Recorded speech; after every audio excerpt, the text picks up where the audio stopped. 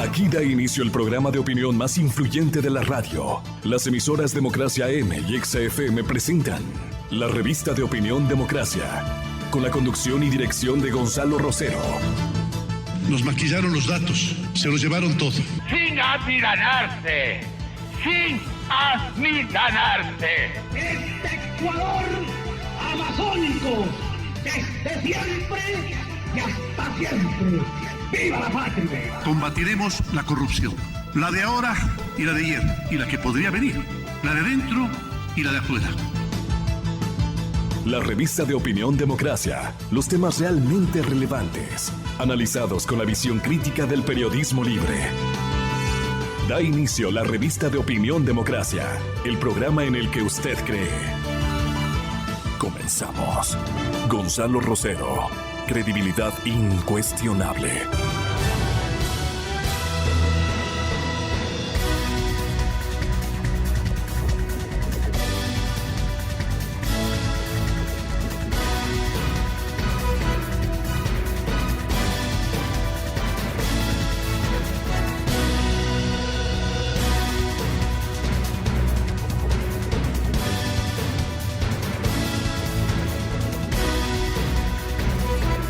Son las 6 de la mañana, 47 minutos. Estamos, señoras y señores, presentando un saludo de bienvenida a todos ustedes. Yo me siento incómodo. Yo me siento realmente incómodo. Porque no todos pensamos ni en forma uniforme desde nuestro género, ni apreciamos el reclamo,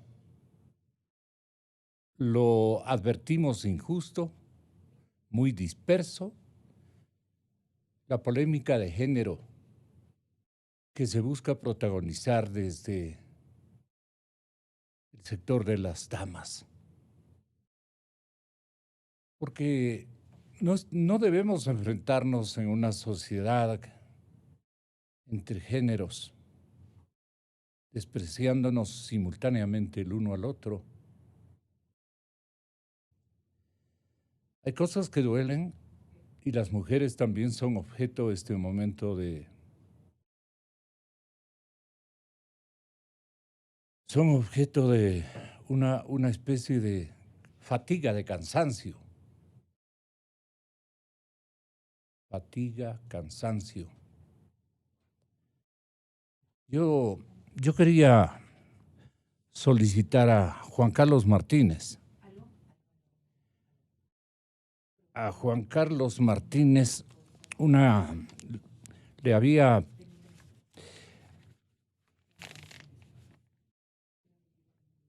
Carlos Martínez duró poco como director ejecutivo de la Agencia de Control y Regulación de las Comunicaciones, Arcotel. Ustedes le pudieron escuchar esta víspera, ayer. A última hora, el directorio de ese organismo, presidido por Guillermo León, el ministro de Telecomunicaciones, ha decidido cesar al funcionario con más de un cuarto de siglo de trabajo. Dígame en términos generales, Juan Carlos, vuélvale a timbrar, pues.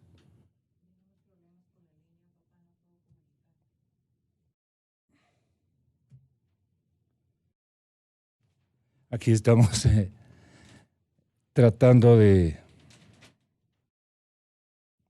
Yo tengo 2 mensajes en este momento, pero lo dejemos ahí, por favor. Lo dejemos ahí, sí. Vamos adelante. Señoras y señores, el señor Juan Carlos Martínez duró como director ejecutivo encargado de la Agencia de Control y Regulación de las Comunicaciones, Arcotel, muy poco tiempo, muy poco tiempo. El ministro León, el ministro de Telecomunicaciones, lo cesó. Lo cesó por las motivaciones que nosotros, obviamente, nos damos cuenta. Fue un discurso, yo diría grotesco, pero altivo, ¿no? Altivo en el sentido de que ofreció algunas consideraciones para interrumpir, para impedir y para criticar las formas como dentro de la institución de las telecomunicaciones se han venido manejando. Allí tampoco brillan santos. No, no, no. Allí hay cosas muy complicadas que alguna vez tendrán que ser fiscalizadas y lo más pronto posible que mejor.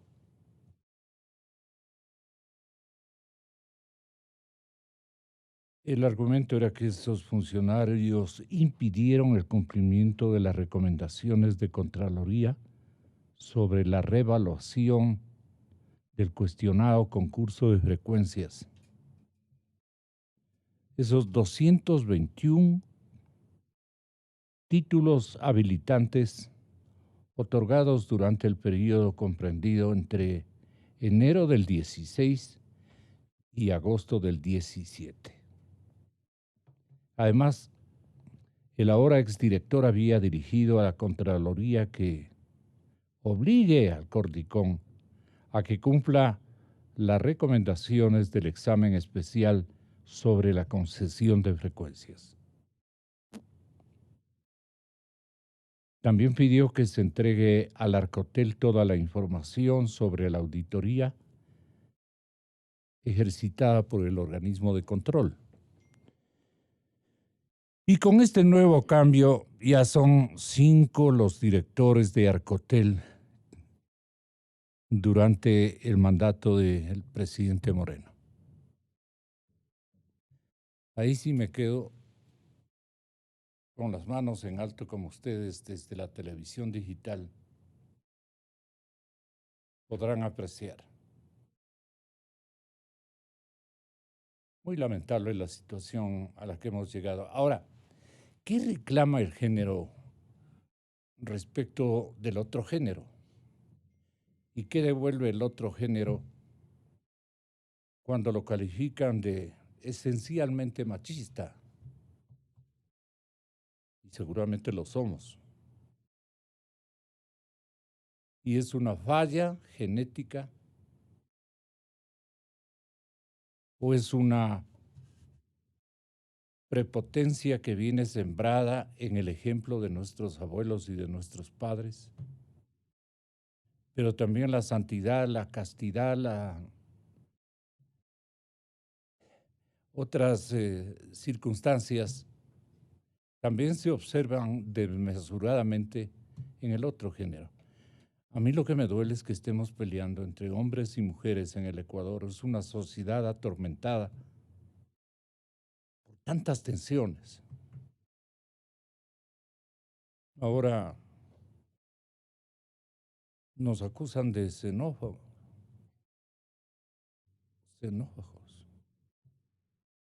Tras este femicidio hay una polémica y una actitud que obviamente la rechazamos de parte de algunos sectores de nuestra población norteña, donde aprendimos lamentablemente algunas prácticas de prepotencia masculina, pero también hay de las otras. Las mujeres también deben aprender a cuidarse, a saber seleccionar sus amistades, a no prestarse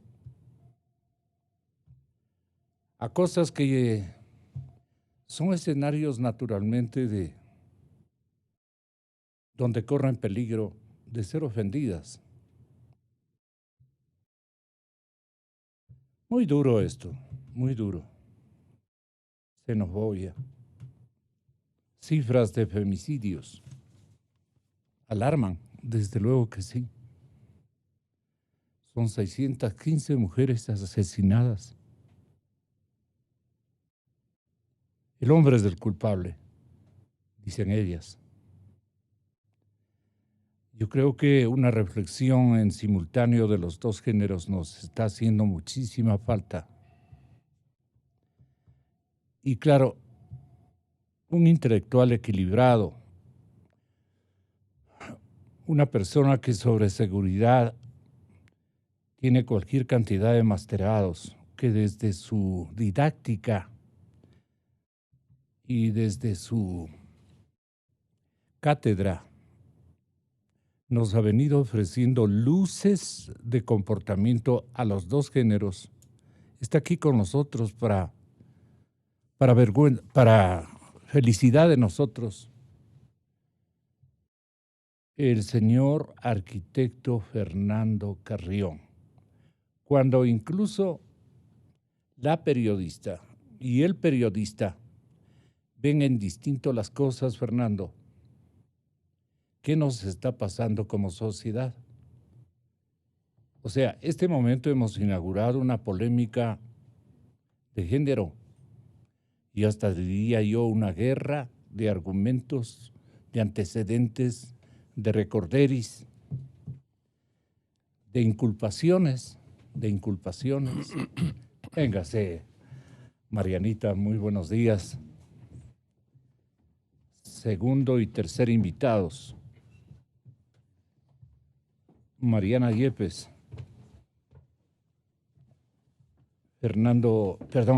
Andrés Páez. Fernando, el análisis del femicidio en la ciudad de Ibarra. Aquí hay un ibarreño muy distinguido, goza del afecto parcial, porque es político, afecto parcial de buena parte de la población, digamos que de la mayoría de la población, para no resentirle a mi invitado. Y eso hemos medido por los resultados de elección en el cual Andrés ha tenido sus éxitos, a veces temporales y a veces una imagen permanente y un apoyo constante en los eventos eleccionarios. Entonces, el análisis del femicidio en Ibarra, el análisis de lo que siente esta urbe y del comportamiento que yo lo rechazo totalmente. Lo rechazo como imbabureño y como querendón a la capital, a la cabecera provincial. Pero las actitudes de estos 2 días, de esta antevíspera y de esta víspera, no son aceptables. Me ha dolido en el alma ver a los compatriotas de la patria grande recogiendo sus colchones que fueron botados desde las ventanas. Qué pena, qué duro. ¿Qué hacemos? ¿Qué hacemos? ¿Cuánto agradezco por su presencia, doctora Yepes? Vea, y por coincidencia, 2 ibarreños, 2 imbabureños. Yo me salvo porque estoy un poquito más cerca del nudo Mojanda Cajas. No me salvo. Somos imbabureños, orgullosamente imbabureños. Pero nos desmesuramos en ocasión. Pero también sabemos protestar, reaccionar, impedir la continuidad de manifestaciones muy propias de pueblos que no han avanzado. Fernando, ¿cómo nuestra ruralidad, nuestro sentimiento machista en nuestro género y descuidado en el otro género, descuidado. ¿Por qué no pueden convivir en igualdad de condiciones los dos géneros en el Ecuador? ¿Culpa del machismo o culpa del descuido, por así decirlo? No puedo hablar del feminismo. Pero en este momento estamos enfrentados y ahí a la sociedad le va a ocurrir muchas cosas. Un desencuentro terrible. Y yo quiero apelar a eso, al conocimiento que tú tienes desde el lado técnico-científico de lo que nos puede estar ocurriendo a los dos sectores de nuestra sociedad. La doctora Yepes, exponente de la juridicidad y del constitucionalismo y del conocimiento legal, fue nuestra fiscal general de la República, exitosa fiscal. Y la queremos mucho, todos los ecuatorianos nos sentimos muy honrados de que sea nuestra noble paisana, como suelo yo calificar. Lo propio de un intelectual imbaureño como Andrés Páez, dedicado a la política y dedicado también a hacer un reconocimiento cotidiano de lo que le pasa a nuestra sociedad con una ideología de por medio, muy conocida por todo el Ecuador, don Andrés Páez. Y te pongo en la mitad para que tengas la bondad de ser el árbitro de esta circunstancia. Muy duro, incluso para los sociólogos, para los que han estudiado los perfiles genéticos que traemos incorporados como géneros y que convivimos con las dificultades desde el hecho de que somos hijos, desde el hecho de que somos padres, desde el hecho de que somos esposos, y en el otro lado igualmente la Santa Madre, nuestras madres, el sacrificio inmenso frente a sus hijos. Y hoy estamos viéndonos esencialmente con un gesto de acusación mutua. ¿Qué puede aspirar una sociedad con esa fractura, señor arquitecto Fernando Carrión? Apreciado amigo, buenos días. ¿Qué tal, Gonzalo? Un saludo cordial a toda la audiencia y obviamente aquí a los compañeros de panel, Andrés Páez y Mariana Yepes. Sí, uno en estos días vive con un dolor muy fuerte de forma cotidiana por lo que ha acontecido principalmente con Marta y con Diana, y que ha traído tras de nosotros una serie de interrogantes, de preguntas respecto del conjunto de los conflictos que se viven este rato en el país. Entonces, sin duda un dolor muy grande. Pero por otro lado también con una gran preocupación, porque la impresión que yo tengo es que no tenemos explícitamente políticas públicas para enfrentar este tipo de problemas.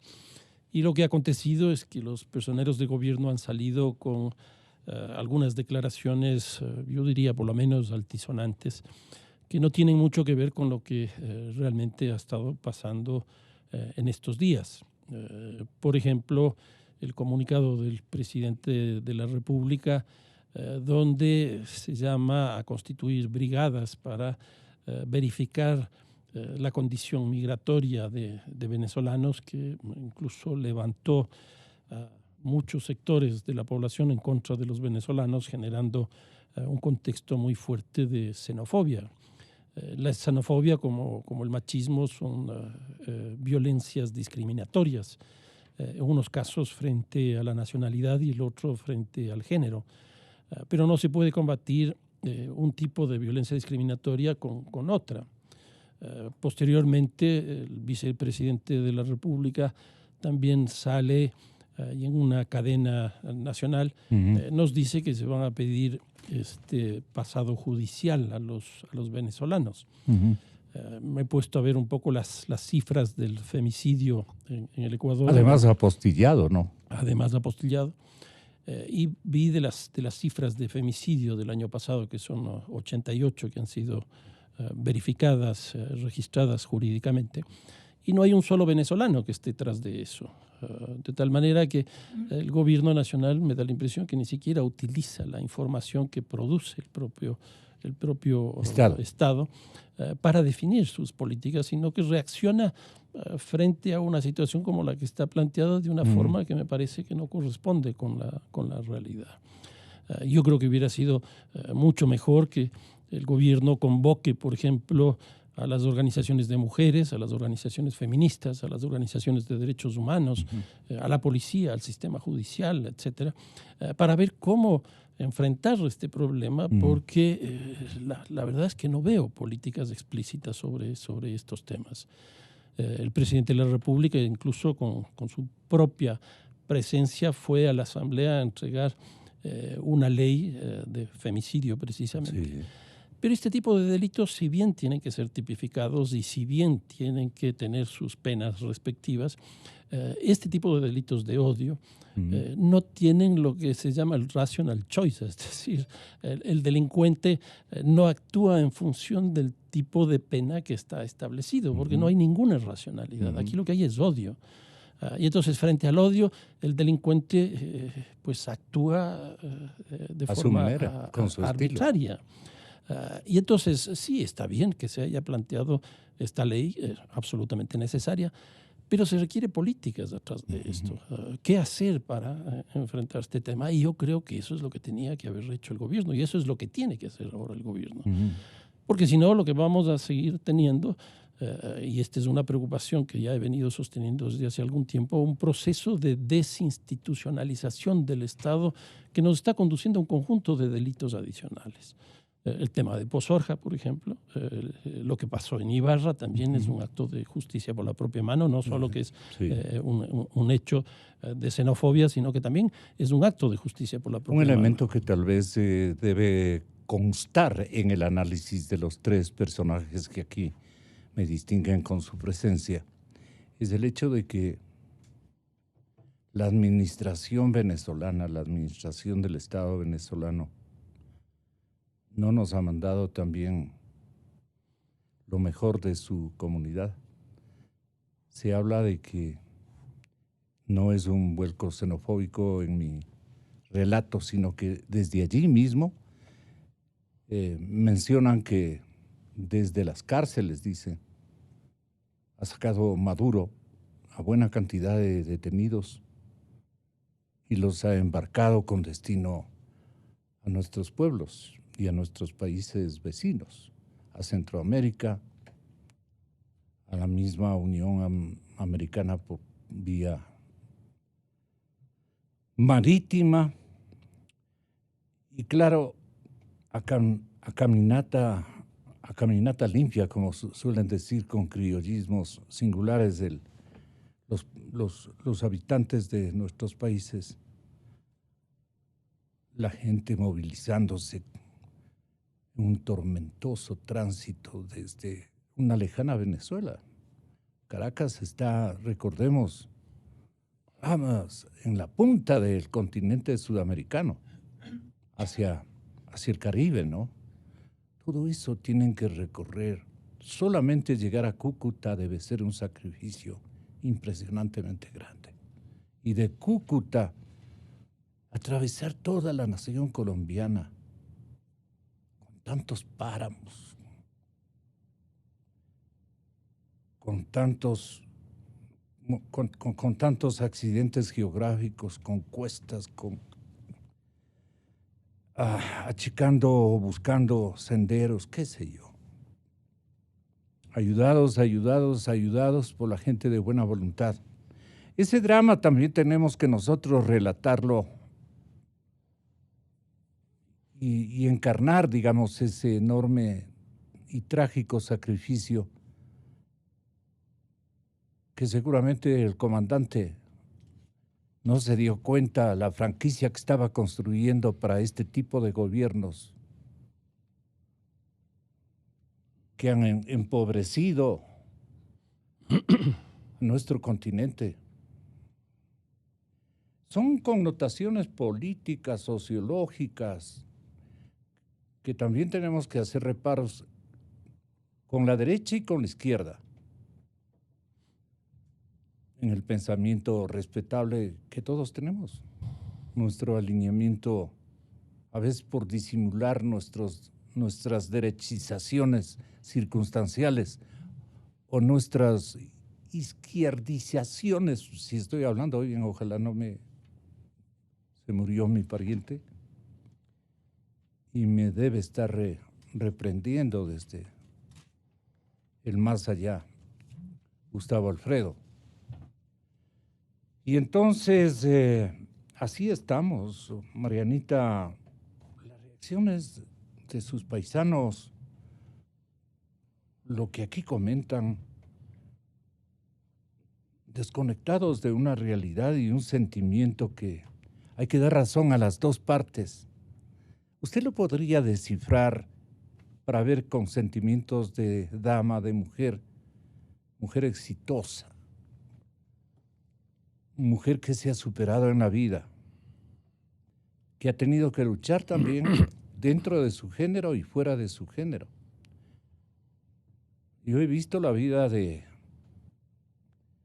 esta distinguida imbabureña, lo propio de Andrés y de tantos imbabureños, hombres y mujeres, mujeres y hombres, que hemos sabido enfrentarle a la vida desde la vecindad que mantenemos con la capital de la República desde hace muchísimo tiempo y conocemos toda esta región. ¿En dónde están las dificultades y las incomprensiones en esta guerra de géneros a la que nos volcan las circunstancias, Marianita? Mariana Yepes, ex fiscal de la Nación, intelectual imbabureña, nos acompaña. Buenos días, doctora. Buenos días y muchas gracias por la invitación.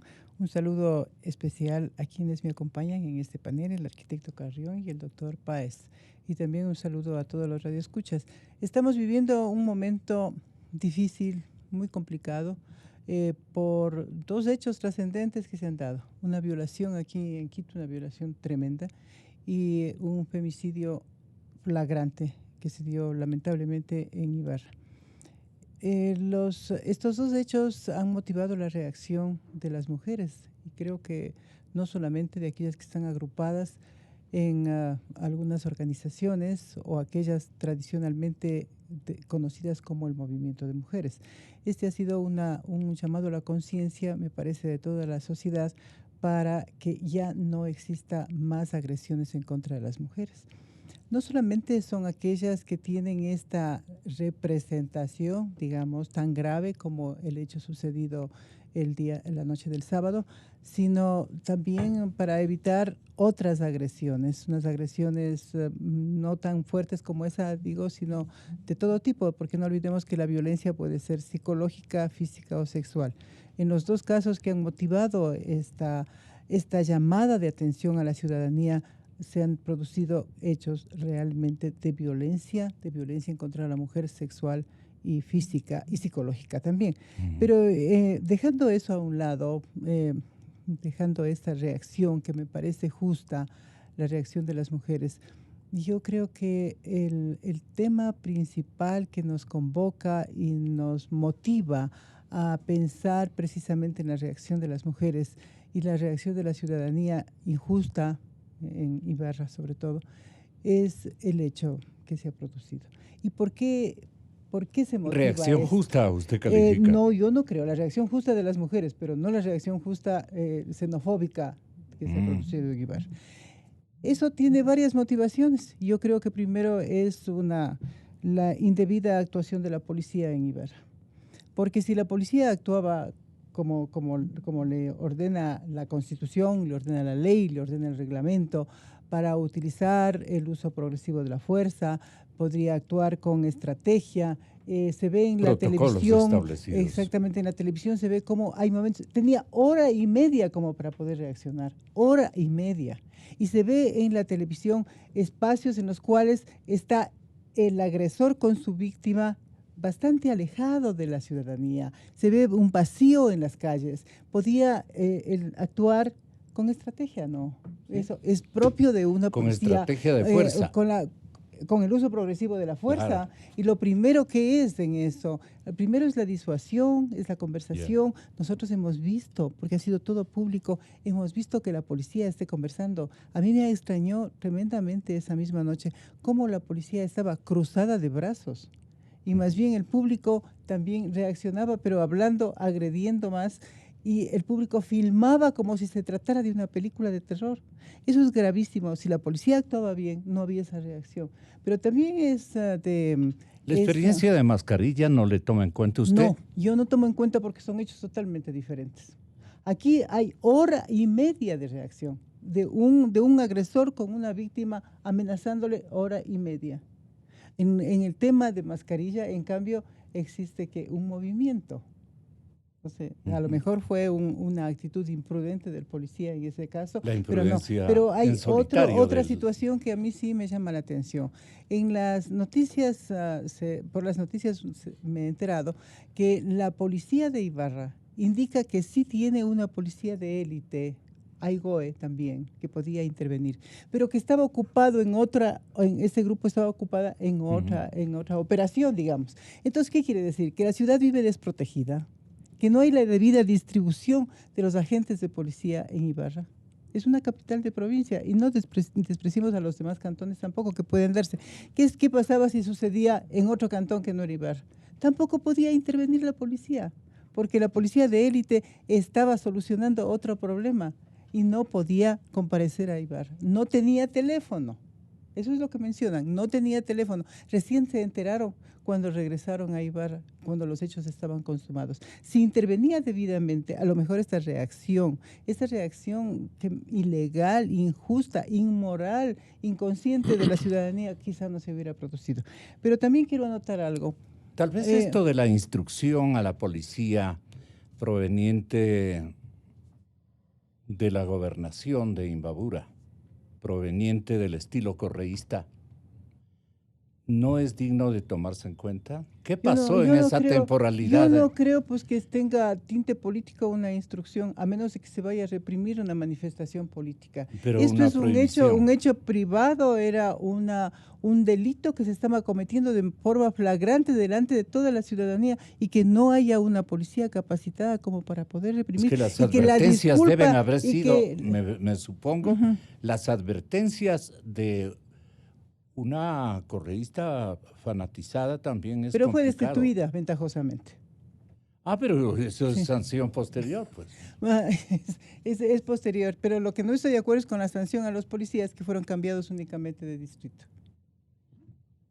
Los que omitieron. ¿Y usted encuentra una culpabilidad manifiesta? Yo creo que existe actos graves de omisión, una grave irresponsabilidad por parte de ellos, que mínimo deben tener sanciones de carácter administrativo. Pero la reacción ya de las autoridades superiores, como es la reacción del presidente de la República, lamentablemente creo que es imprudente. No se puede dictar políticas, no se puede dictar decretos, no se puede legislar por hechos coyunturales. Hay que analizar para qué sirven para qué sirve la ley.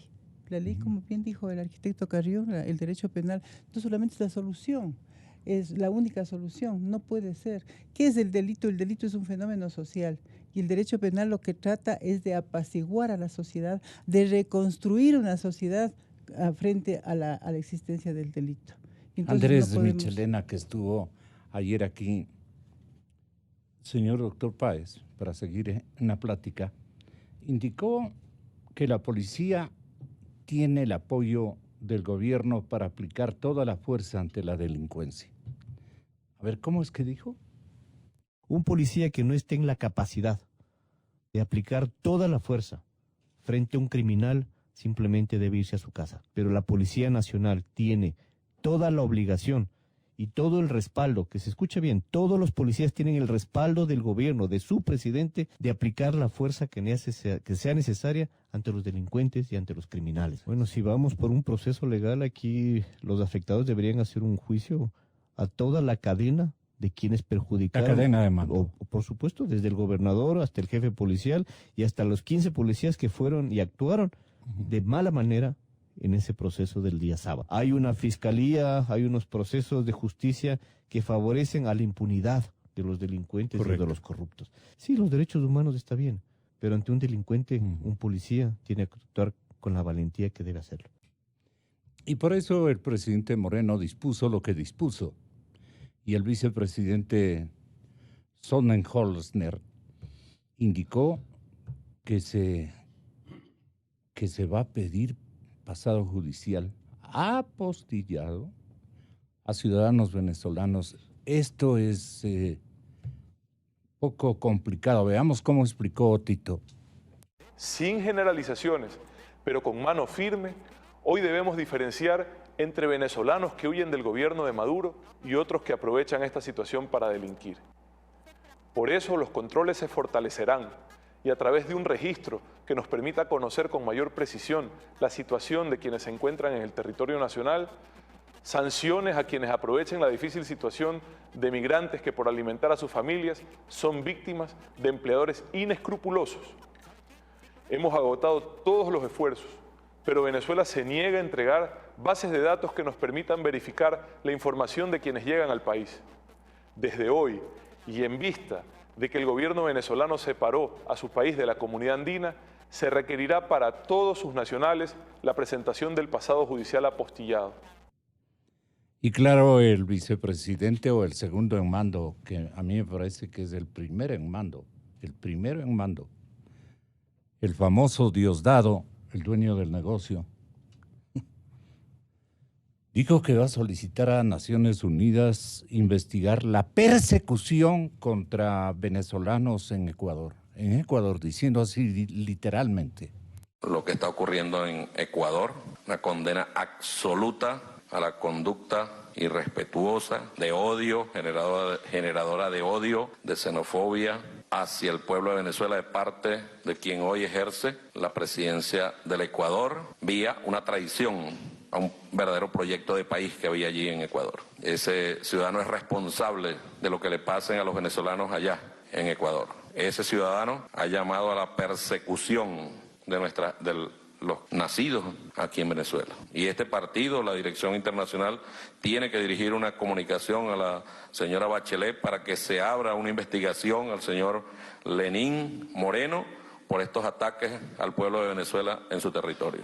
Un ataque y violación de los derechos humanos de nuestra gente. Es muy irresponsable que un jefe de Estado caiga en ese nivel, que promueva el odio de esa manera. Previamente, ¿quién le llamó al Diosdado, no? Desde Europa. Es que así son las cosas en estos movimientos políticos transnacionales, en estas franquicias ultristas malentendidas de esta gente que vive del negocio de la droga y que condena a las repúblicas a esta situación. Es también digna de analizarse. Con Andrés Páez tenemos una primera verdad, pero relativa.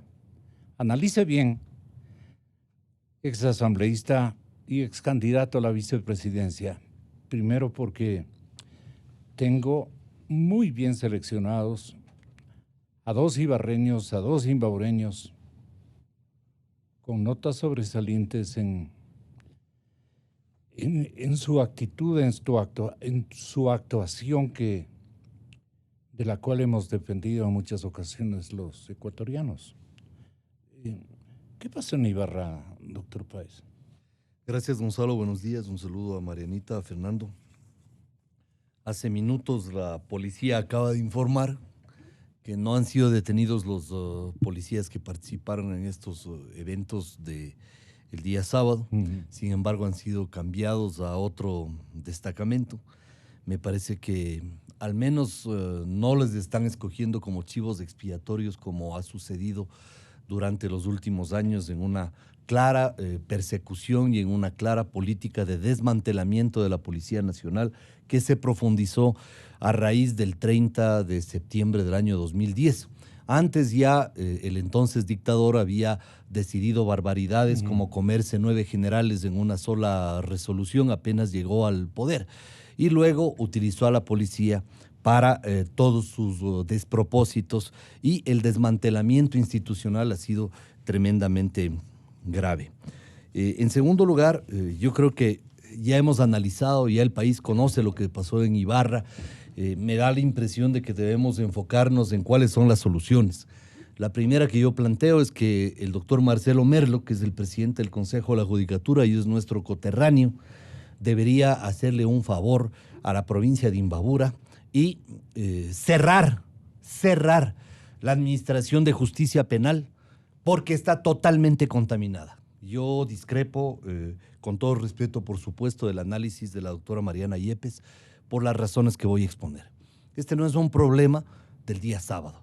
Este es un problema aguas arriba. Es una justicia que está absolutamente contaminada, que ha recibido injerencias políticas y politiqueras de la exgobernadora Marisol Peñafiel, y es una justicia que no ha respondido a las expectativas de la provincia de Imbabura, sino a esas presiones. Pero además es una justicia que ha respondido a las presiones de grupos criminales organizados que operan en la frontera norte de la provincia de Imbabura, especialmente en el sector de Mascarilla. Ahí hay un policía que actuó en un acto de violencia provocado por un grupo de maleantes que habían secuestrado un vehículo, una grúa, que además habían secuestrado a una persona y que esa grúa venía transportando un carro que tenía oro, por eso se queda sin poder pasar el rompevelocidades, por el peso del oro. Pero es una persecución en donde este carro venía protegido por 8 vehículos. No me digan que una persona que se roba una billetera va a tener la posibilidad de que 8 vehículos actúen conjuntamente. El delincuente se baja y pretende clavarle un cuchillo en el cuello a David Velastegui. Y el policía, como es obvio, se defiende. ¿Y quién está preso? El policía. ¿Pero por qué hago este llamado al doctor Marcelo Merlo? Porque resulta que el mismo fiscal que se llama Edwin Anrango tiene 7 procesos de investigación. Solo el del policía, David Velastegui, está con formulación de cargos. Los otros procesos ni siquiera han comenzado. ¿Cuáles son los otros procesos? Por el incendio del destacamento policial de Mascarilla, por el secuestro del vehículo, el secuestro de la persona, asociación ilícita, el uso de armas, el uso de explosivos. Todos esos procesos no se mueven porque el fiscal no quiere y porque está sujeto a presiones, como supe ayer que el fiscal mismo lo ha expresado. Y si el fiscal ya no quiere hacerse o no puede hacerse cargo de eso, el fiscal? que tiene presiones muy serias en este caso. ¿Desde dónde? Desde los grupos de crimen organizado que operan en el norte de la provincia. En segundo lugar... No, pero vale la pena que nos explique y sustente esta acusación que hay un crimen organizado en la provincia de Imbabura. Un crimen organizado en el norte de la provincia que opera a sus anchas, y por eso el presidente de la República lo que tiene es que declarar en emergencia esa zona, porque ahí tiene que intervenir las Fuerzas Armadas. La policía no se da abasto, por mayores esfuerzos que haga, con su plana operativa, es insuficiente para enfrentar. ¿Y es por el tema minero? Es por el tema minero, pues, es por el tema del oro. Ese es el asunto, es la explotación minera de Buenos Aires, de esa zona tan rica en minerales, que está provocando toda esta situación. Por eso, las Fuerzas Armadas tienen que recuperar el control de la zona norte de la provincia de Imbabura, especialmente. Y a la policía. No, en conjunto con la plana operativa de la policía. Porque fíjese, Gonzalo, ayer... Pero es que reciben órdenes distintas. Sí, pero pueden hacer operaciones conjuntas, como ya lo han hecho en otras zonas. Mire, 21 de enero, 2:13 de la mañana, parte policial en la ciudad de Ibarra nuevamente. Otro incidente en la zona de Mascarilla con disparos. ¿Y qué es lo que hacen estas personas? Lo mismo que hicieron en el caso de David Velastegui. Se pasan el control policial y se pasan arrastrando un patrullero porque esa es una zona que no tiene ni Dios ni ley. Entonces, esa es la segunda medida que tiene que tomar el gobierno, la declaratoria de emergencia. En tercer lugar, la ministra de Gobierno. ¿Cuánto tiempo tiene en funciones la actual gobernadora, alta dirigente del partido? Estuvo desde el inicio del gobierno hasta el día domingo. Estuvo correísta, asambleísta de Alianza País en 2 periodos y con un elenco de familiares en varias funciones públicas. Pongámosle la identidad porque... Marisol Peñafiel. Ya. ¿Sí? Ya no está en la gobernación, y una de las tareas que ahora tiene María Paula Romo es precisamente nombrar a un gobernador que no esté contaminado por el correísmo y que además se dedique a frenar esta ola de violencia xenofóbica que es injustificable. Ya, esto por el lado administrativo, político. Por el lado de los errores en cuanto a la estructura sociopolítica. Señor arquitecto Carrión, ¿cuáles son los errores que tanto en el estamento administrativo nacional como en la provincia de Imbabura usted nota una especie de divorcio, de contradicción y todo lo demás? Que más que todo, la falta de una preparación adecuada del personal policial para saber actuar. Están con 3, 4 mensajes simultáneos, presiones simultáneas, de acuerdo a lo que quieren hacer y lo que quieren más o menos hacernos entender al resto de ecuatorianos. Y esto está ocurriendo, Fernando, en todos los lugares donde hay este tipo de incidentes.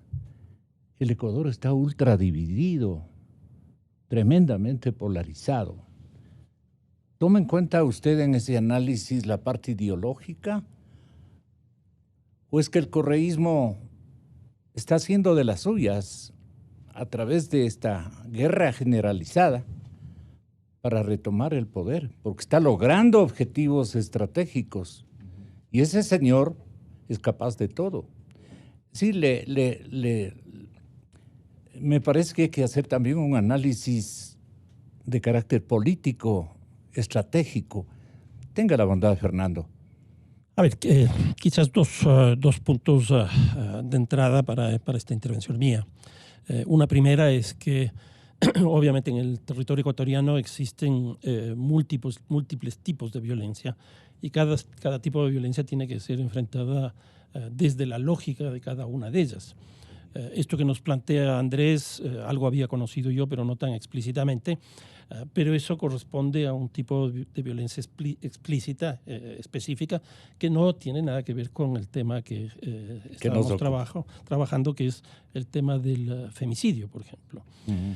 Una segunda cosa. Perdone, pero la idea mía es que hay un entrevero de estos escenarios. En muchos casos existe eso. Una segunda cuestión que a mí me preocupa mucho también es cuando se empieza a hacer análisis y políticas focalizadas en determinados territorios. ¿Qué es lo que va a pasar con esto? Vamos a terminar estigmatizando a Ibarra.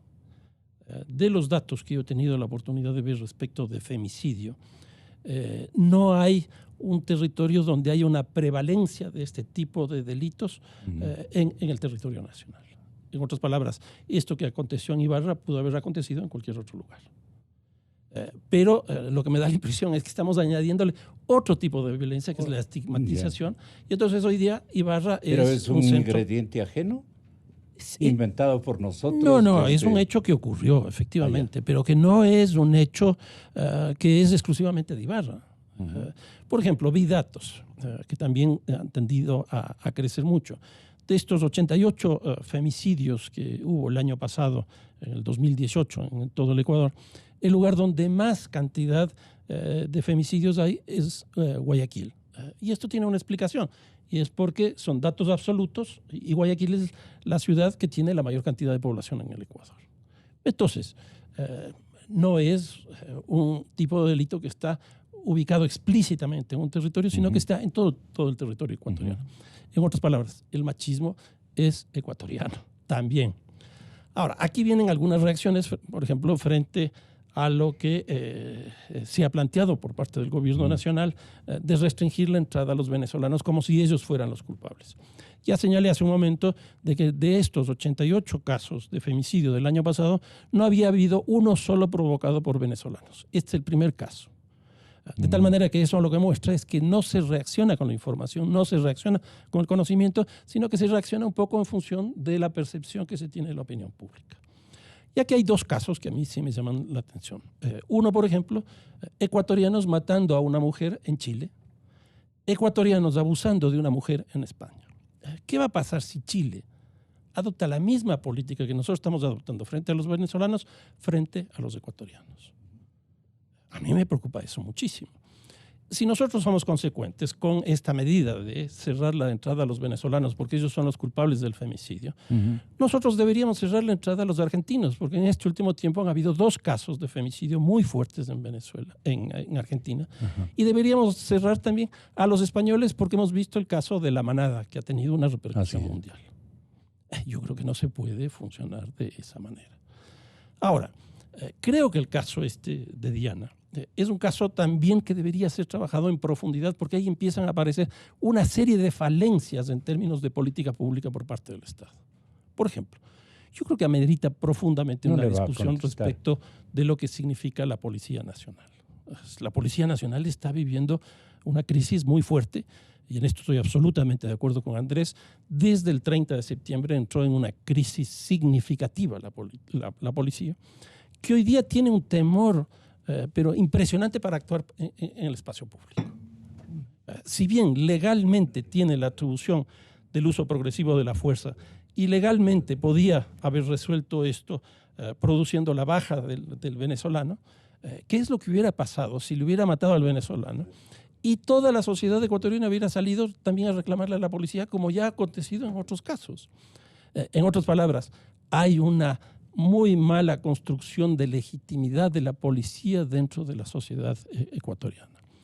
Una segunda cuestión es que este no es un caso aislado, esto es algo que está aconteciendo en el país de manera absolutamente generalizada y se requiere políticas frente a esto.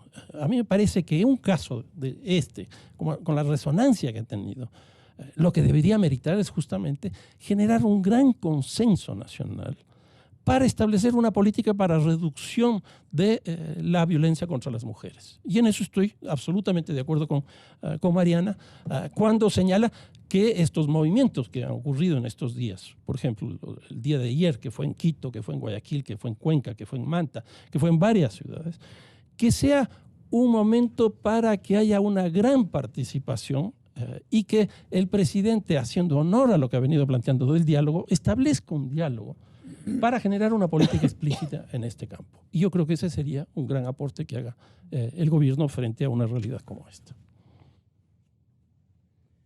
Ayer enterraron a la joven que fue asesinada el fin de semana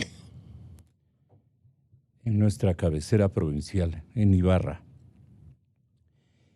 En medio, naturalmente, del dolor de sus familiares, la conmoción de todo el país y la advertencia del gobierno de que no permitirá actos xenofóbicos y que ofrecerá facilidades para los venezolanos que quieran dejar el país. Aquí viene otra decisión muy controversial, Marianita.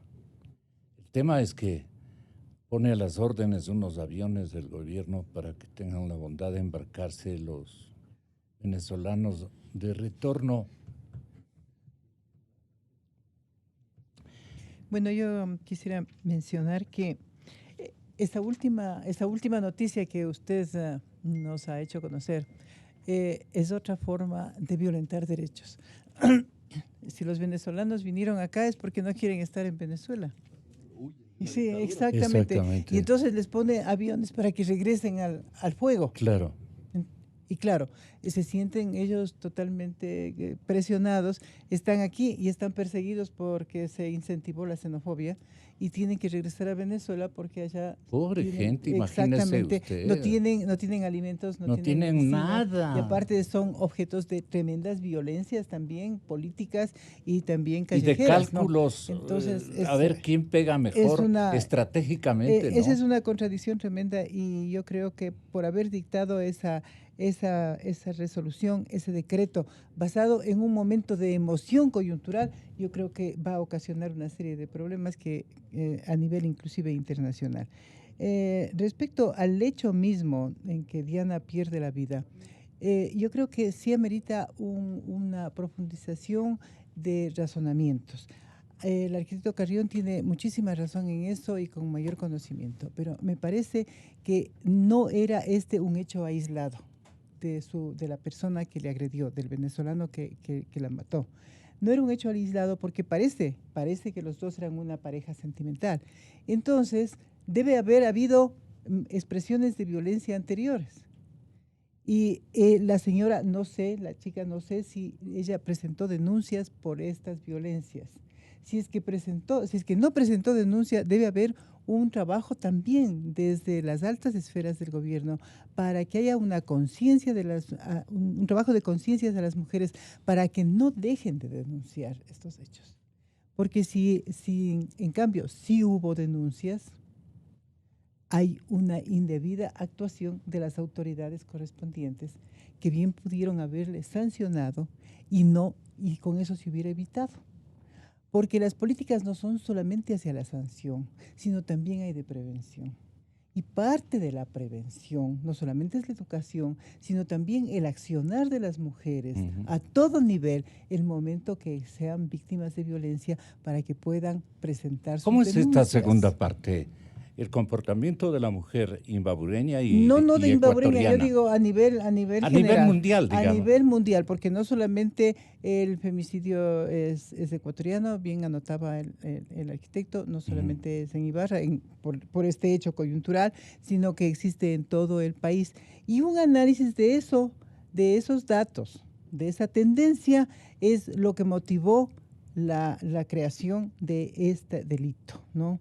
La expedición de esta norma legal, la reforma para que se introduzca el femicidio. Existen otros países con mayor violencia, pero eso no es un consuelo para nosotros. ¿Y de dónde viene el femicidio prácticamente? Viene de México, por la violencia a las mujeres que desaparecen siempre en un determinado sector y sin saber por qué desaparecen. Son las mujeres algodoneras de México. Ahí viene el inicio del femicidio. Luego acoge Guatemala y hemos ido así avanzando hasta que en el Ecuador también acogió y dictó esa norma que modifica el código, introduce un nuevo delito en contra de la vida de las mujeres. Bien, pero lo que creo que la violencia, que no solamente es del extremo este del femicidio, porque hay también asesinatos en contra de mujeres que no son femicidios, son asesinatos, porque la característica esencial del femicidio es que sea hecha por razones de poder, o sea, de poder, y por considerar, siendo la víctima siempre una mujer, por ser mujer. ¿Ya? ¿Qué había en el interior, que habría en el interior, en el razonamiento, en el sentimiento del agresor que cometió el delito el día sábado en la noche? Un sentimiento de propiedad. Eso es objetivo, ¿no? Sí. Vimos que él le tenía sujeta y con el arma blanca amenazándole. Es un sentimiento de propiedad. Se le escapaba, ¿no? Y quería preferible matarle antes que se escape, porque era su propiedad. Ese es el típico delito, si queremos una expresión así del delito de femicidio, es ese, donde existe la supremacía del hombre, no solamente por la fuerza de un hombre frente a la mujer, porque se veía que ella era una mujer pequeña, delgada, se veía frente a él, sino también porque estaba con arma de fuego y ese sentimiento de propiedad. Entonces, esa es la característica del femicidio. Y yo creo que está bien incluido en la legislación. Pero no solamente esa expresión final de la muerte de la mujer por la autoridad del hombre, por el exceso del poder, por la forma abusiva de autoridad que tenía frente a su víctima, es la violencia. Existen otras formas de violencia y esas formas de violencia anteriores deben ser también denunciadas. La violencia psicológica, por ejemplo, que no se ve, pero que se siente, tiene que ser denunciada, ¿no? Hay muchísimas mujeres... Refiero un ejemplo.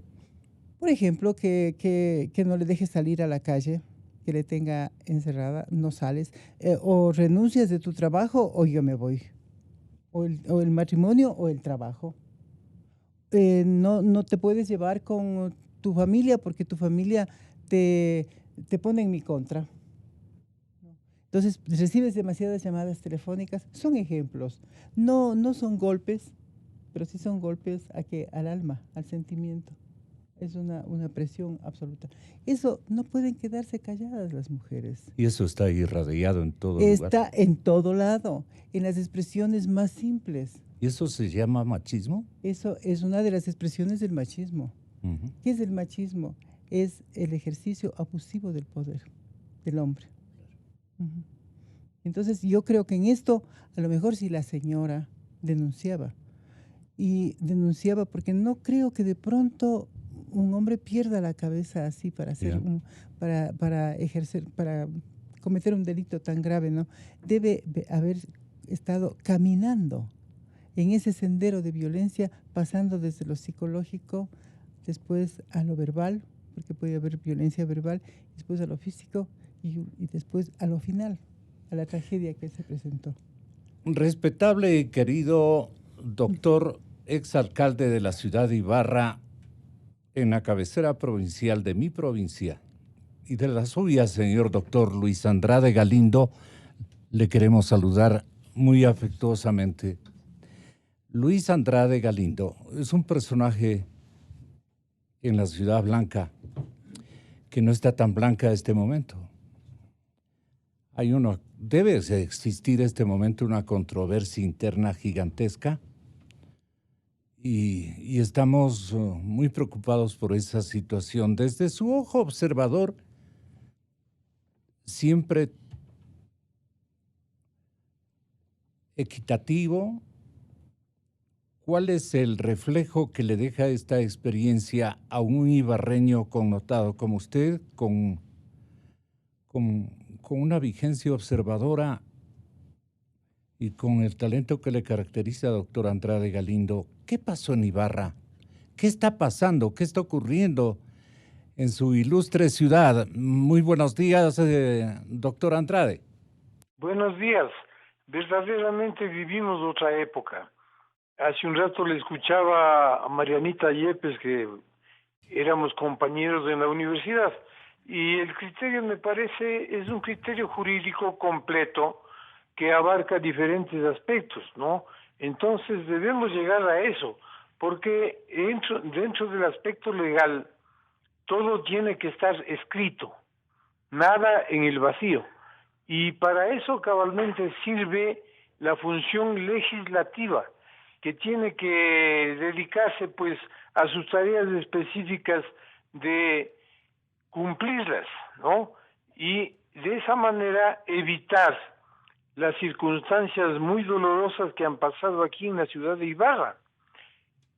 Yo me sumo pues estrictamente a todo ese esquema que dibujó jurídicamente y que debe estar escrito para que tenga fuerza de ley, tanto para la actuación policial cuanto para la actuación de las personas en sí, y evitar cabalmente esto que ya se superó, parecía el problema entre hombre y mujer, poniéndole a la mujer en una situación baja frente a los designios del varón que quiere seguir gobernando totalmente.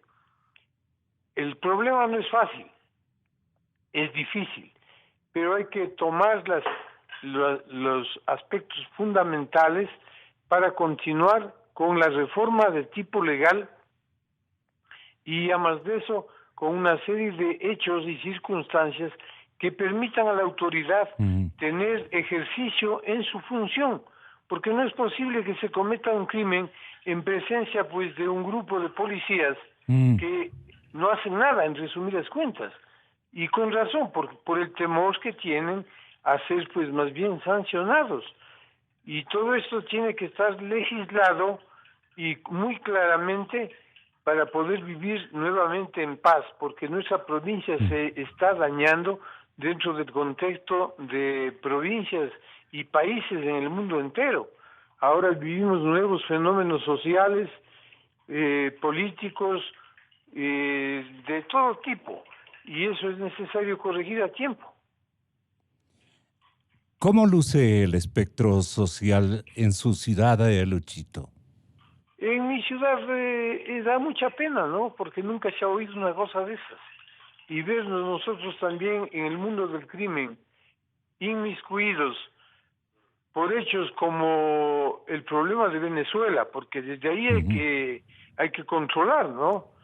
Desde ahí hay que controlar. Así es. Porque el problema nace cabalmente del señor Maduro, que de Maduro no tiene nada, es un hombre tierno completamente, que no razona las circunstancias, a él le gustan los pajaritos y le gustan las cosas folclóricas, que mantiene pues al pueblo sumido y bastante en una fritada. miseria intelectual. Ay, señor. Gracias, Luis. Hasta siempre. Muchas gracias, doctor. Yo te agradezco mucho de que te hayas acordado de tu amigo. No, siempre le mantengo en mi mente, doctor Andrade. Muy buenos días, muchas gracias. Enterraron a la joven que fue asesinada, Fernando, este fin de semana. Ayer, dolor de familiares, dolor y hasta una especie de congoja y vergüenza social. Como ibarreños, como ibabureños, viendo la conmoción, los actos xenófobos, viendo en esta ventana que no tapa nada, que es la televisión, cómo botan los colchones. Ay, me dolió mucho, me dolió intensamente. No le pregunto esto a Luis Andrade Galindo. Él vive otra particularidad. Nosotros desde acá podemos tener un ojo mucho más, tal vez objetivo. Pero, arquitecto Carrión, ¿qué está pasando con la sociedad ecuatoriana? ¿Ha crecido la xenofobia? ¿De qué se trata esto al tenor de este bandidaje de un liderazgo que comenzó en el chavismo, previo naturalmente a una consigna que se inscribió en la nación brasileña por iniciativa del que ya se nos fue, que dejó fregando, bien alimentados de fortunas inmensas a sus nietos, la ideología que ha conquistado o conquistó el aprecio de muchísima gente. Ahí me estoy acordando de tu abuelo, el doctor Benjamín Carrión, que fue una luz en el espíritu de los ecuatorianos y sigue siendo. Nos inspiramos en él, en su ejemplo más que todo. ¿Qué diría tu abuelo viéndole así al país xenofóbico y a la región tan maltratada por estos liderazgos políticos, arquitecto Carrión? A ver, es muy complejo lo que está viviendo este rato el Ecuador y quizás aquí un par de dimensiones que son interesantes. Una primera, el Ecuador había sido principalmente un país de inmigración, es decir, de expulsión de población. Y probablemente la población que más salió en el Ecuador fue en el cambio de siglo con la crisis económica cuando se produce la dolarización. Hubo una marea muy fuerte hacia los Estados Unidos y hacia Europa. Que por cierto, eso está significando este momento un incremento de las remesas del 14% respecto al año 2017. En otras palabras, gran parte del problema económico estamos tratando de capear el temporal gracias a los aportes de los migrantes ecuatorianos. Pero ¿qué es lo que ha ocurrido en este último tiempo? Ya no expulsamos población, sino que recibimos población. Y entonces... cambiaron los roles. Cambió totalmente. Y entonces, ¿qué es lo que nosotros tenemos este rato? Una migración colombiana muy fuerte, pero muy fuerte, que ha hecho que gran parte de esa población, por ejemplo, vive en Quito. El caso del refugio, que ya tiene una connotación legal porque tiene un estatus migratorio distinto al resto. En el caso del Ecuador son alrededor de 70.000 personas colombianas que han llegado bajo esa condición. Pero se habla de más de 500.000 colombianos que en este siglo han llegado. A eso hay que sumarle cubanos, a eso hay que sumarle haitianos y esta última migración de estos últimos 2 años que provienen de Venezuela. ¿Qué es lo que se ha detectado a través de una encuesta que se hizo el año pasado, que es muy interesante? Se le pregunta al quiteño, ¿usted quisiera vivir al lado de un colombiano? El 48% de la población de Quito dice que no. Dice que no. ¿Usted quiere vivir al lado de un venezolano? El 52% de la población de Quito dice que no. ¿Usted quiere vivir al lado de un haitiano? El 55% dice que no. En otras palabras, en el caso de los haitianos, que incluso en términos de flujo poblacional es de las migraciones más pequeñas, más pequeñas, lo que se ve claramente es que no solo que hay xenofobia, sino además racismo. Porque gran parte de la población haitiana es de origen afrodescendiente. En otras palabras, la xenofobia está presente en la sociedad ecuatoriana. Y me parece que esa condición está conduciendo justamente a que el gobierno empiece a plantear unas políticas que no son las correctas, que no son las erradas. Esa es una primera reflexión que me parece importante. Que no son las acertadas. No, porque está actuando en función de la demanda de la sociedad ecuatoriana, que en muchos casos es xenófoba, y está incrementando eso, que es lo que hemos visto exactamente en el caso de Ibarra. La segunda cuestión, que a mí me preocupa muchísimo, es el tema de la institucionalidad pública que este rato existe en el Ecuador. Una primera cosa, con estas políticas del Estado mínimo, estamos reduciendo el Estado en su máxima expresión, al extremo de que este rato su capacidad de actuación es prácticamente nula. Esa es una cosa. Una segunda, yo tengo muchísima preocupación en este momento de transición que vive el país. Y aquí hemos hablado ya de eso. Tenemos 3 vicepresidentes de la República en un año 8 meses. Tenemos 4 o 5 fiscales en ese mismo periodo. No tenemos Corte Constitucional. La Corte Nacional de Justicia está en un problema muy complejo. ¿Y quién nos legó este...? No, de acuerdo, absolutamente de acuerdo en eso, pero no es posible que en un año 8 meses tengamos esta inestabilidad institucional. Gonzalo, usted mismo leía al principio de este programa el caso de Arcotel, si no me equivoco. Arcotel tiene ya, si no me equivoco, 6, 7 directores que están manejando eso. ¿A qué conduce esto? A que efectivamente no haya la posibilidad de realizar una buena gestión.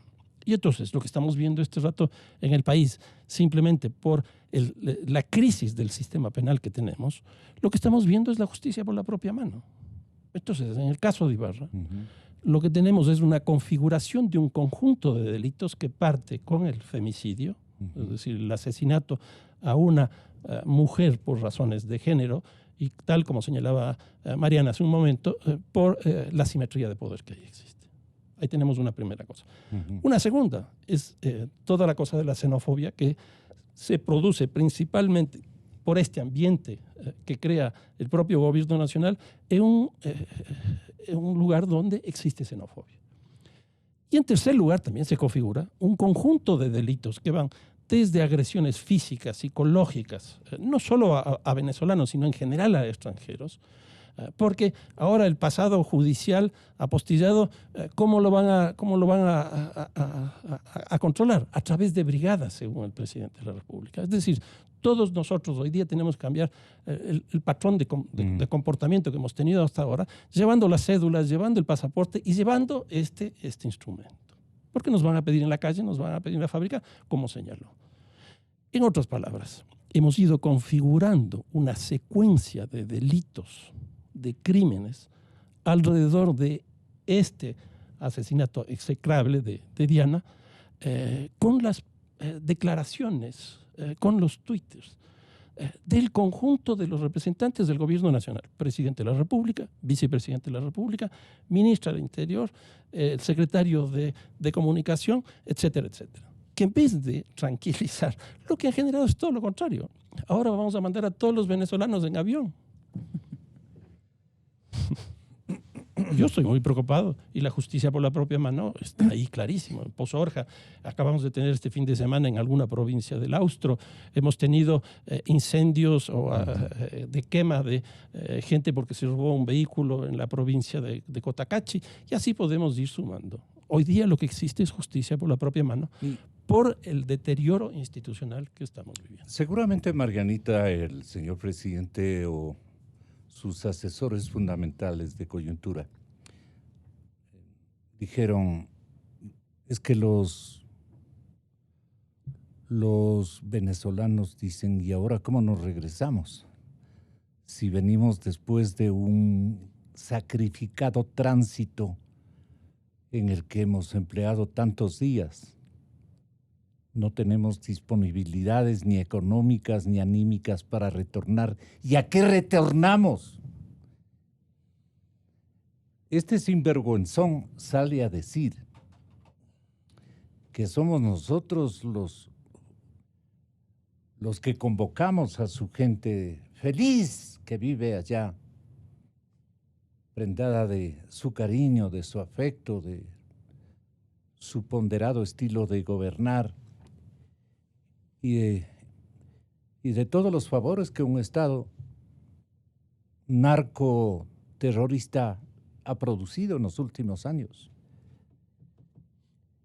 Aquí debió haber habido una expresión valiente en esa indecisión de cortamos las relaciones pero seguimos de amigos o algo así, que yo le grafico de esa manera. Cortamos las relaciones pero seguimos de amigos. Eso no llevó a ninguna parte. O lo uno o lo otro, decía, por ejemplo, un Mauricio Gándara, que es mucho más radical. Marianita, ¿cómo usted define esta circunstancia o qué hacer frente a nuestros compatriotas de la gran patria grande que hemos ponderado en poemas, en crónicas, en análisis, y que en realidad no estamos haciendo absolutamente nada por condescender con una situación tan emergente como esta que están viviendo los hermanos de Venezuela? Bueno, yo creo que hasta el incidente del sábado en la noche, hasta el gravísimo incidente, gravísimo hecho del sábado en la noche, me parece que el Ecuador, los habitantes, recibíamos con cordialidad a los venezolanos, a menos de que tengan actitudes fuera de la ley, pero más o menos había una cordialidad. A mí lo que me extraña es que los habitantes de Ibarra hayan tenido esa actitud. Tal vez haya sido la emoción, la impotencia de haber presenciado un asesinato y no haber podido evitarlo. Y por eso es que responden de esa manera. Porque yo quisiera rescatar de Ibarra, no solamente porque la quiero tanto, como usted habla de la patria grande, yo digo de la patria chica, ¿no? Así es. Que se le quiere tanto. Ibarra es pues un crisol, ¿no? Un crisol de razas. Ahí se convive con indígenas y se convive con afrodescendientes. Y he visto una inclusión en las instituciones tanto de afrodescendientes como indígenas. Y entonces también hay una gran migración colombiana y no ha habido expresiones de xenofobia. Y no olvidemos que ¿dónde se quedan los colombianos? Se quedan en Ibarra antes que llegar a Quito, porque les ofrece mayores facilidades. Y he visto también venezolanos que estaban trabajando tranquilamente en Ibarra, vendiendo en las calles y no eran molestados. Y más bien había una especie de solidaridad. Entonces es un hecho, este hecho es el que ha despertado esa xenofobia. Y yo creo que es producto de la incapacidad que tuvieron en ese momento los espectadores de haber solucionado, evitado este problema ante la impotencia también de la policía. Pero bueno, yo creo que este es un hecho ya consumado y más bien le correspondería al gobierno, desde las altas esferas, dictar políticas para que se restablezca la paz, para que vivamos en paz. ¿Qué tipo de políticas cabrían? Bueno, hay políticas de derechos humanos, por ejemplo. A mí me gustaría escucharle a la defensora del pueblo, que es... ¿Se corrió? Que es una... No tuvo discurso para No, esto. pero dijo que va a hablar ahora, me parece, Sí. ¿no? Según vi en la televisión. Pero, por ejemplo, ella, que es una persona muy capacitada en derechos humanos, muy comprometida con el tema y con el tema de las mujeres también. Pero me gustaría me da que la impresión de por que ese se lado aturdió y quiso debería ser. reflexionar Bueno, adecuadamente. pero también no olvidemos que desde la presidencia de la República, lo que tanto se ha hablado acá, ya hubo un discurso diferente.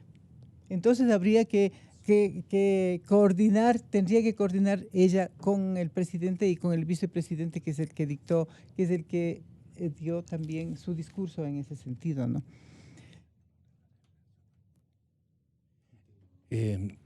A usted le toca, Andresito. Mire, yo creo que aquí hay un tema que no hemos enfocado y que me parece importante enfocar, que en esta vieja costumbre de los ecuatorianos de buscar culpables, costumbre que se profundizó y echó raíces especialmente durante el correísmo, que eran expertos en encontrar no solo culpables, sino además crear fantasmas y enemigos imaginarios para a alguien responsabilizarle de todo lo que hacían. Sí creo que es importante poner a buen recaudo algunos temas como el de la actuación. El inventario de estos fantasmas que... Sí, claro, y eso van a seguir, ¿no? La prensa corrupta y la partidocracia y el pasado y los mismos de siempre y los traidores a la patria. Y ahora, ¿no? El traidor y ahora la policía. Y a mí me parece que aquí la ministra tiene una gran responsabilidad, que es primero apartarse de esa política de buscar culpables. En segundo lugar, advertir a la ciudadanía, advertir. Porque aquí yo tengo información que me llega y he demostrado que la información que me llega es información veraz. Se pretende encausar a los policías que estuvieron allí y darles 16 años de prisión. A ver, ¿qué pasa con el policía David Velastegui en el caso Mascarilla? El delincuente se baja con cuchillo en mano. He presentado el video en Ibarra hace 2 semanas antes de estos acontecimientos, cosa que la prensa en Ibarra estaba escandalizada. No conocían estos videos. ¿Qué contiene ese video? Se baja el delincuente de una de las camionetas y le pretende clavar el cuchillo en el cuello a David Velastegui.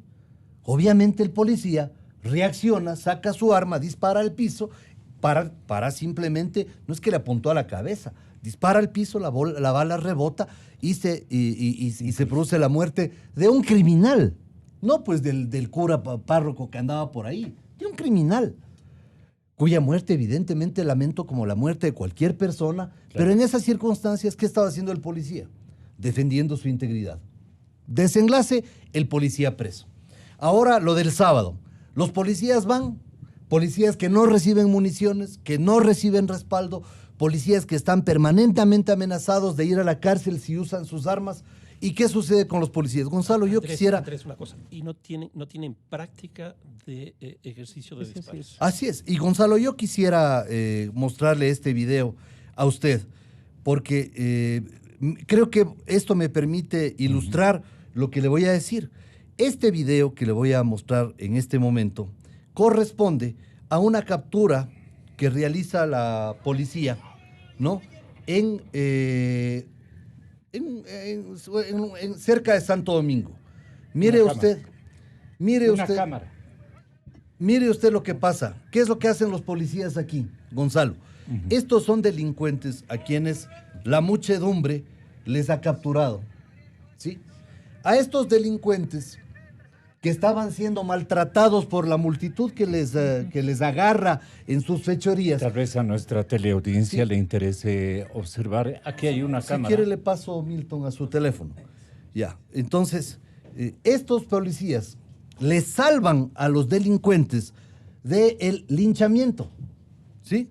Y los delincuentes finalmente terminan recibiendo atención médica porque ya habían sido golpeados por la muchedumbre. Llega la policía y salva a 4 delincuentes. Y lo que hace para salvarles es ponerles en el balde de la camioneta y salir, pero escapando del sitio con una muchedumbre armada de palos, de piedras, de cadenas, que quería tomar justicia por mano propia. ¿Sabe quién está preso? Los delincuentes ya están libres. ¿Saben quién están presos? Los 4 policías que les salvaron a los delincuentes del linchamiento. Sí. Están presos en la cárcel de Santo Domingo. Y yo, desde el día de ayer, les voy a defender de forma gratuita, porque les quieren juzgar a ellos en la institución policial para darles de baja, aparte del juicio penal que tienen. O sea, ellos van y les salvan. ¿Qué nos pasa, no? Mire, Gonzalo, en el caso Fideca, ojalá algún rato podamos ahondar en esto. ¿Sabe qué pasó con el doctor Galo Chiriboga? Se robaron 18 páginas del proceso. ¿Sabe qué pasa en el caso Fideca? En la época de Galo Chiriboga. Claro, ¿no ve que había que buscar estos casos de espectacularidad para decir que los derechos humanos, etcétera? ¿Usted sabe quién fue testigo en este tema? Seidy Vélez Falcones fue testigo en el caso Fideca. ¿Sabe quién es?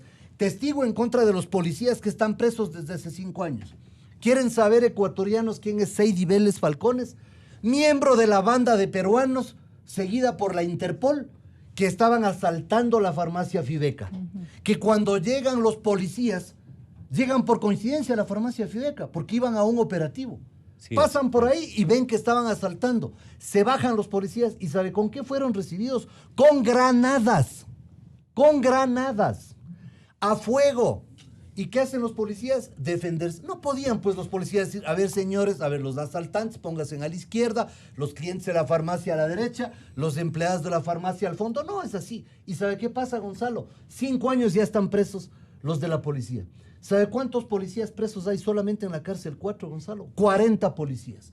Hay policías presos en Riobamba, en Quevedo, en Ambato, en Santo Domingo, en la cárcel de Turi, en Cuenca, en Loja, en Tulcán. Y todos los policías están presos, ¿sabe por qué? Por usar sus armas en defensa propia y por usar sus armas en contra de quienes están delinquiendo. Entonces aquí no podemos caer en la alcahuetería de siempre, de encontrar en la policía un culpable, y por eso yo le exijo a la ministra Romo que tome medidas para que, por ejemplo... ¿Qué tipo de medidas debe adoptar ella? Medidas inmediatas, por ejemplo, que el fraude procesal, que yo lo denuncié en la fiscalía. Yo denuncié el fraude procesal en el caso Fideca. Porque además, ¿sabe qué? Una de las señoras Dolores aparece en las 18 páginas del proceso en el diagrama de conexiones telefónicas que hacen, obviamente, dentro de la investigación. La doctora Yepes es ex fiscal y sabe de lo que estoy hablando con precisión. Aparece, pues, la señora Dolores, que ahora quiere cobrar indemnización, conectando y en llamadas con los miembros de la banda. Si acaso los que fueron a asaltar Fideca eran unos angelitos, unos que se andaban robando un espejo ahí y de paso se entraron. Eran delincuentes contumaces seguidos por la Interpol, que habían huido del Perú por la presión de la policía de allá y que estaban operando en el Ecuador. El policía David Velastegui no puede estar un día más preso. Él actuó en defensa de su integridad. Por eso yo digo, esta es una medida adicional, pero no solamente eso. Gonzalo, está todavía preso gente que está vinculada al 30S. Ahí están, mire las imágenes en la pantalla. Mire la policía, claro que les tira en el balde, pero en medio de una multitud que les quiere agredir. Fíjese usted la policía cómo les defiende, porque la gente ya les ha puesto a estos delincuentes, les ha amarrado de pies y manos. ¿Están viendo la teleaudiencia de la cadena Democracia? ¿Está viendo las imágenes? Usted, están amarrados de pies y manos, no con esposas, sino con sogas que la comunidad les ha puesto. Mire cómo están flagelados del pecho de ese delincuente, está con señales de haber sido golpeado. Fíjese, están tapados la cara con pañuelos, no de la policía, sino de la gente que está ahí. Estos policías van y les salvan, mire, les ponen claro, les salvan frente a la multitud que les quiere victimar, les quiere seguir golpeando, y ahora los delincuentes están libres y los policías están presos. O sea, ¿cómo es posible, Gonzalo? El país está patas arriba. Tenemos que salir en defensa de la policía, en defensa de esta gente que está cumpliendo su deber. ¿Qué querían que los policías les digan? Señores, mátenles nomás. No puede, pues, el policía permitir el linchamiento de ellos. El policía tenía que estar tratando de salvar la integridad. Ahí están los policías, se ve cuál es su actuación. E incluso uno de ellos se termina subiendo en el balde para impedir que sigan siendo maltratados los delincuentes ante una multitud que, ¿sabe qué? No confía en las autoridades de justicia. Porque los delincuentes llegan y al día siguiente los jueces les sacan libres. Porque los fiscales no les acusan a los rateros. Y eso es la insatisfacción que tiene la gente. Usted ve los letreros que ponen en los barrios de Quito. Fernando, que es uno de los grandes estudiosos de la ciudad de Quito, me va a dar la razón. Ratero encontrado, ratero que será linchado. Ratero encontrado, ratero que será quemado. Esos son los letreros que ponen haciendo vaca entre los vecinos, ponen en la entrada del barrio. Ratero encontrado será quemado. ¿Sabe por qué? Porque la gente dice, ¿para qué vamos a entregar a los rateros a las autoridades de justicia? ¿Para qué? ¿Para qué si al día siguiente les van a sacar libres? Entonces aquí sí hay que poner en escena el tema de la policía, que tienen que dejar de culparle a la policía de todo. Y no vamos a permitir que sigan policías en las cárceles. Los policías tienen que salir a prestar servicio, a seguir defendiendo a la conectividad. No digo policías involucrados, por ejemplo, hay uno en la cárcel de Atacunga involucrado en narcotráfico, que es diferente. Pero estos otros policías a los que me refiero son los detenidos en actos de servicio, que aparte de eso, detrás de ellos hay familias. ¿Saben cuánto les cuesta a los abogados a los policías? $10,000-15,000 las defensas. Los policías se quedan en la calle por defenderse en estos procesos. Las familias se quedan sin su padre en la casa, las esposas se quedan abandonadas. Y quiero que sepan esos policías y sus familias que no están solos, que los vamos a seguir defendiendo, porque nosotros sí estamos del lado de la gente buena. Además, una cosa, y con esto termino, Gonzalo, este no es un tema de mujeres contra hombres. Este es un tema en donde a los hombres nos duele con la misma intensidad que a las mujeres lo que está pasando. Tampoco es un tema de nacionalidades. No es un tema que sean de una u otra nacionalidad. El delito es uno solo, cualquiera sea la nacionalidad. Entonces, que no se confunda el tema ni de la nacionalidad ni del género. Aquí todos estamos en contra del femicidio, todos en contra de la violencia, pero todos también debemos estar en favor de la fuerza pública y no de los criminales que siguen operando gracias a la complicidad y la alcahuetería de jueces y fiscales. ¿Qué aspira usted de la defensora pública o defensora del pueblo? Fernando, terminamos. No, yo sí creo que vale la pena escucharle a ella, porque tal como se señalaba, tiene una opinión, primero como mujer y luego por el cargo que ostenta. Y obviamente este es un caso donde ella tiene perfecta atribución como para asumir por lo menos un discurso, por lo menos una opinión. ¿Y en qué quedamos?